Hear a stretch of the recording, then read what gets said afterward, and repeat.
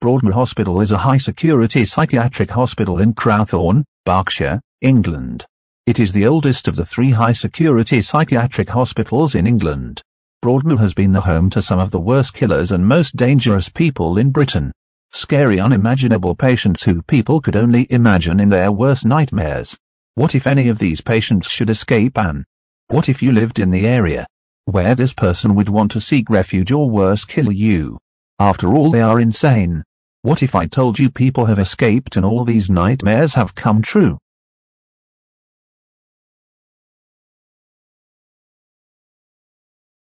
John STRAFFEN killed 2 young girls in 1951 and was found unfit to plead at trial and was committed to Broadmoor Hospital. On the 29th of April 1952, STRAFFEN managed to surmount Broadmoor's 10-foot wall by climbing onto the roof of a shed during a work detail. He was wearing civilian clothes under his work clothes. Some hours later he killed a 5-year-old girl called Linda Bowyer who was riding a bicycle. STRAFFEN was found within hours, but the little girl's body was not found till the following morning. When STRAFFEN was questioned about the murder, he denied killing her, saying, "I did not kill the girl on the bicycle," with police not mentioning the bicycle before they now knew he was the killer. STRAFFEN was sent back to prison while awaiting trial as Broadmoor had failed to hold him. Shortly after STRAFFEN's escape and capture, Broadmoor installed a series of 13 sirens which was based on air raid sirens to warn nearby residents of an escaped patient. The sirens raised an alert within a 2-mile radius, but insufficient to nearby towns Camberley and Wokingham. The 13 sirens was created to warn people nearby to remain in their homes and keep all children supervised. I bet it was a scary time to live in nearby areas, especially when the sirens were set off every Monday at 10 a.m. to test they was working.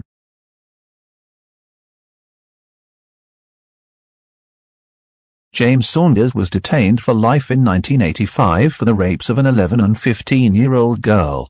Saunders escaped from Broadmoor twice in the early 90s and got nicknamed the Wolfman after living in the wild for 3 weeks while on the run.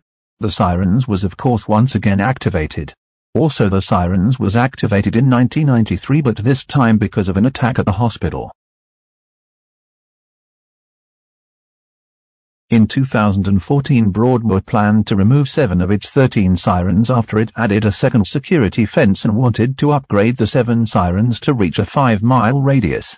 Local residents objected to this on the grounds there were 16 primary schools within the 5-mile radius. In June 2016, it was reported that the hospital planned to get rid of 12 or possibly all 13 of the sirens by 2018. As of 2020, most of the original sirens was removed from their locations, with the rest remaining idle as it was in favor the escapes could be alerted by social media and TV. Also, the Sirens was prone to electrical faults. In 2014, the Sirens was accidentally set off by a thunderstorm. Broadmoor has been home to the most infamous people in the country: the Yorkshire Ripper Peter Sutcliffe, child murderer Ian Brady, and many more dangerous people. The Broadmoor Sirens was a great idea in the times of need when technology was little. I would even say it was a good idea by even today's standards, but like everything else, it has moved with the times, with the world relying on the internet and social media.